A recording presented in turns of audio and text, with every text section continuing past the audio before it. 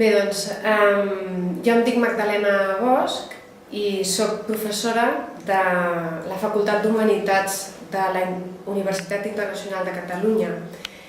El motiu d'aquesta petita entrevista és el llibre que he escrit sobre la bellesa i que és un llibre que intenta recuperar una idea de bellesa molt més humana que, d'altra banda, ha estat present al llarg de tota la història de la humanitat.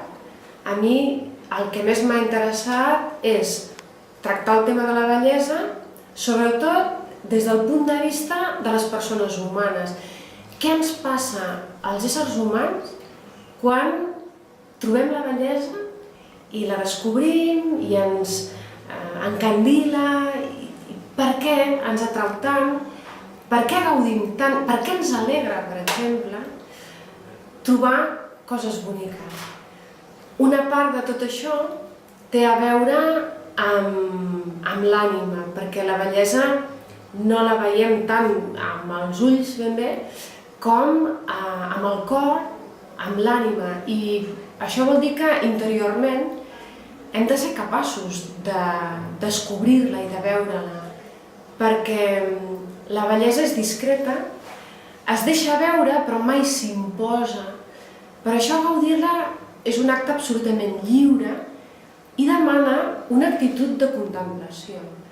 Nosaltres ens hem d'aturar una mica per ser capaços de veure la bellesa, de reconèixer-la i de tenir el goig de trobar-la. Tot això també ens fa veure com els éssers humans som espirituals.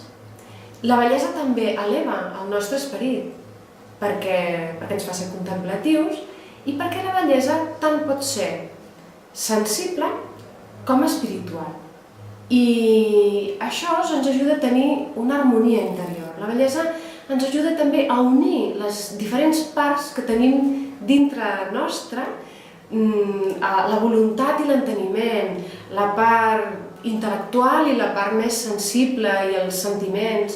I en el gaudi del que és bonic, tot això es pot retrobar i es pot conciliar, que a vegades no és fàcil i a vegades notem que les persones tenim algunes, podríem dir, tensions internes. Per això la bellesa és tan important, perquè com a persones humanes ens fa bé. També hi ha una altra qüestió que em sembla molt important per la nostra cultura i la societat en la que estem, que és recordar una idea de bellesa humana bastant profunda i que se centra en què la bellesa és de les persones. No és només una imatge, tampoc només la imatge externa de cadascú, sinó, sobretot, la persona mateixa, que ella mateixa no la veiem, però que a través del seu cos, del seu gest, de la seva imatge externa, a través d'aquests elements, intuïm com és ella.